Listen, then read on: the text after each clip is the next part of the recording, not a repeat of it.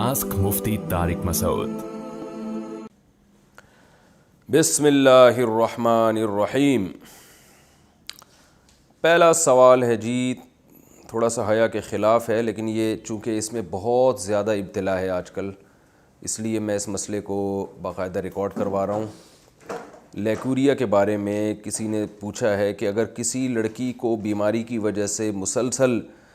Leucorrhoea کی شکایت ہو، پانی مسلسل نکلتا ہو، تو کیا اسے ہر نماز کے لیے وضو کرنا ہوگا؟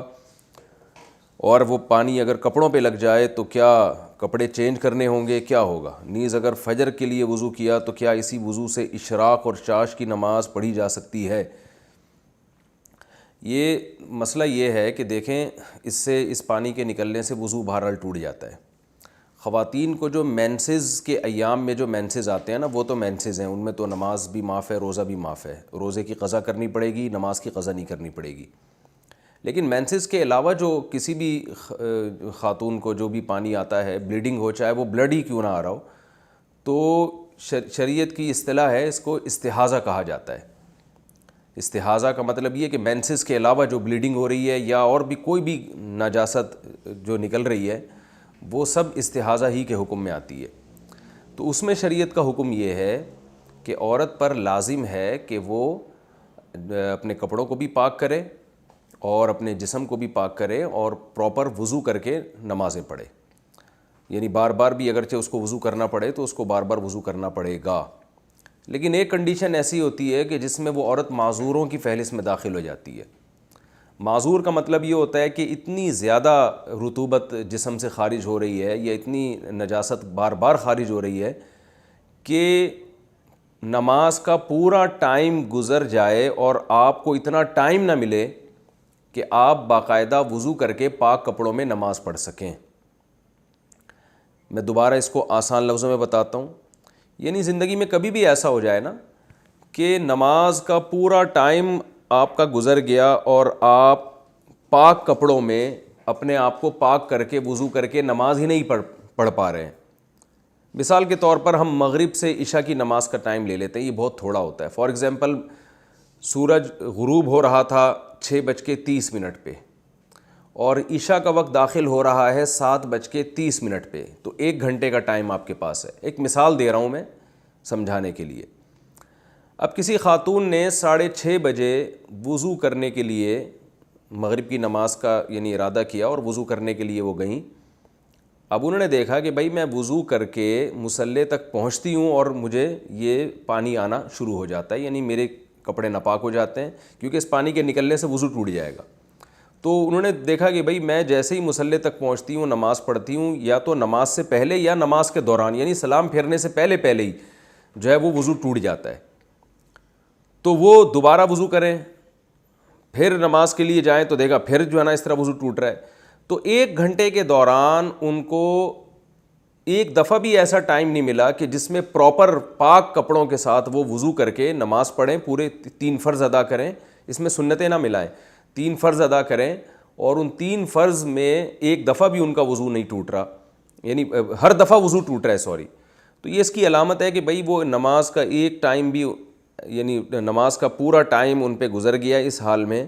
کہ ان کے لیے پاک ہو کر وضو کرنا پاسبل ہی نہیں رہا ہے۔ تو شریعت ایسی خاتون کو حکم دیتی ہے کہ یہ معذور میں داخل ہے۔ تو ایک ٹائم بھی نماز کا اگر اس حالت میں گزر گیا، جیسے مغرب کا ٹائم بہت تھوڑا ہوتا ہے، کسی نے تجربہ کر کے دیکھا بھائی 6:30 سے لے کر 7:30 تک 1 گھنٹے کا ٹائم ہے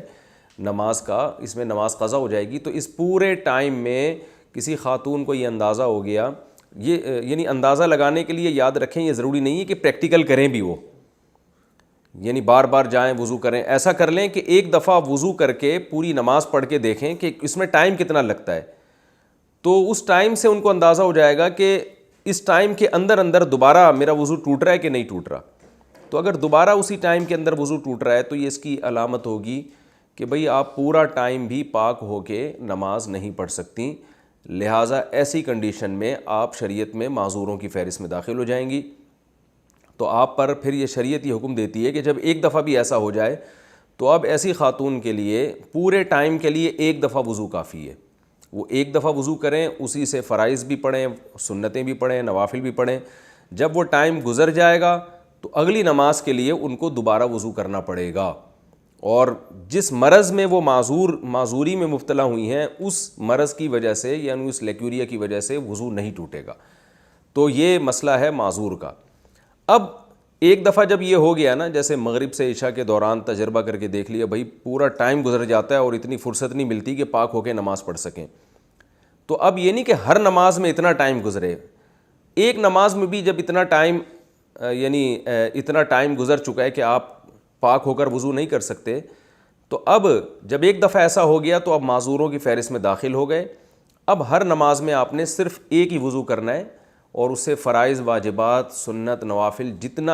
جب تک ٹائم باقی ہے آپ وہ تمام نمازیں آپ اسی وضو سے پڑھتے رہیں، یعنی لیکوریا کی وجہ سے آپ کا وضو نہیں ٹوٹے گا۔ اور اس میں اب یہ بھی ضروری نہیں ہے کہ پورا ٹائم آپ کا جو ہے یعنی اسی میں لیکوریا میں گزرے، یہ ضروری نہیں ہے، بلکہ پورے ٹائم میں ایک دفعہ بھی اگر بلیڈنگ ہو گئی یا پورے ٹائم میں ایک دفعہ بھی اگر نجاست اس یعنی خارج ہو گئی، وہی والی نجاست جس میں بیماری ہے، یعنی یہ نہیں کہ اگر کسی پیشاب کر لیا یا کوئی اور طرح سے اگر وضو ٹوٹ گیا پھر تو ٹوٹ جائے گا وضو، اس بیماری کی وجہ سے وضو نہیں ٹوٹے گا۔ تو پورے ٹائم میں اگر ایک دفعہ بھی ایسا ہو گیا کہ یعنی وہ عذر لاحق ہوا اور ایک دفعہ بھی ایسا ہو گیا تو یہ خاتون معذور ہی رہے گی، یعنی پہلی دفعہ میں تو یہ ضروری ہے کہ پورا ٹائم گزر جائے اور پاک نہ ہو سکیں، اگلی دفعہ میں یہ ضروری نہیں ہے کہ پورا ٹائم گزر جائے، بلکہ پورے ٹائم میں ایک دفعہ بھی اگر بلیڈنگ ہوئی تو بھی وہ معذوروں میں ہی داخل رہیں گی۔ اب معذوروں سے صحت مند لوگوں کی فہرست میں آنے کے لیے یہ ہوگا کہ پورے ٹائم میں ایک دفعہ بھی بلیڈنگ نہ ہو، یعنی آسان لفظوں میں یوں بتاتا ہوں کہ معذوروں کی فہرست میں داخل ہونے کے لیے تو شرائط مشکل ہیں، پورے ٹائم گزر جائے آپ کو وضو اور نماز آپ مکمل نہ کر سکیں پاکی کی حالت میں، کسی بھی ایک نماز کا جب پورا ٹائم گزرے گا اس طرح سے تو آپ معذوروں کی فہرست میں داخل ہو جائیں گے۔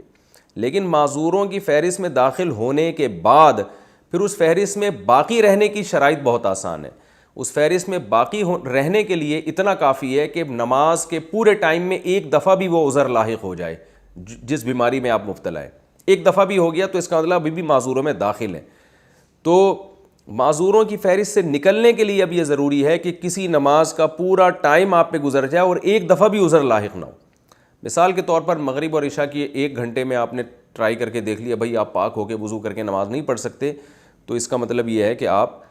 معذوروں کی فہرست میں داخل ہو چکے ہیں۔ اب آپ نے دیکھا کہ عشاء کے وقت سے لے کے صبح صادق تک پورا ٹائم گزر گیا، ایک دفعہ بھی اگر لیکوریا ہوا ہے اور بلیڈنگ وغیرہ ہوئی ہے تو بھی آپ معذور ہیں، اور ایک نماز کا ٹائم ایسا آیا جیسے ظہر سے لے کے عصر تک کا ٹائم پورا ایسا ٹائم آ گیا کہ اس میں ایک دفعہ بھی بلیڈنگ نہیں ہوئی، تو اس کا مطلب آپ دوبارہ صحت مند لوگوں کی فہرست میں داخل ہو گئے ہیں، اور وہی حکام ہیں جو صحت مند لوگوں کے ہوتے ہیں۔ تو یہ جو میں نے مسئلہ بیان کیا یہ صرف لیکوریا کی مریض خواتین کا نہیں ہے، بلکہ ہر وہ شخص جو معذور ہو، چاہے مرد ہو یا عورت۔ بعض مردوں کو یہ بیماری ہوتی ہے، پیشاب کے قطرے ان کے ٹپکتے رہتے ہیں، بار بار وضو ٹوٹتا رہتا ہے۔ بعض لوگوں کو گیس کی بیماری ہوتی ہے، ہوا بہت زیادہ خارج ہوتی ہے ان کی پیٹ سے تو وہ وضو نہیں روک سکتے۔ بعض لوگوں کو کوئی زخم ہے جس میں پیپ پڑ گئی اور وہ پیپ نکل کے بہتی رہتی ہے۔ تو سب کا یہی حکم ہے کہ پورے ٹائم میں اگر ایک دفعہ بھی آپ کو ٹائم نہیں ملا پاک ہو کے وضو کرنے کا تو اب آپ معذوروں میں فہرست میں داخل ہو گئے۔ اب ہر نماز کے لیے بس ایک وضو کیا کریں، اور وہ جو عذر آپ کو لاحق ہوا ہے جیسے کوئی زخم ہے جس سے پیپ نکلتی رہتی ہے یا کوئی جو ہے پیشاب کے قطرے نکلتے رہتے ہیں کسی کو، تو اس عذر سے پھر اس کا وضو نہیں ٹوٹے گا، پورے ٹائم کے لیے ایک وضو کافی ہے۔ اور ہاں کوئی نماز کا پورا ٹائم ایسے گزر گیا جس میں ایک دفعہ بھی وہ عذر لاحق نہیں ہوا تو پھر ایسا شخص یا ایسی خاتون دوبارہ صحت مند لوگوں کی فہرست میں داخل ہو جائیں گی۔ میرا خیال ہے سمجھ میں آ جانا چاہیے، اتنی تفصیل کے بعد پھر بھی نہ آئے تو یہ جو ہے پھر بھی نہ آئے تو پھر دوبارہ اس کو سمجھنے کی کوشش کریں، اور میں کیا کہہ سکتا ہوں۔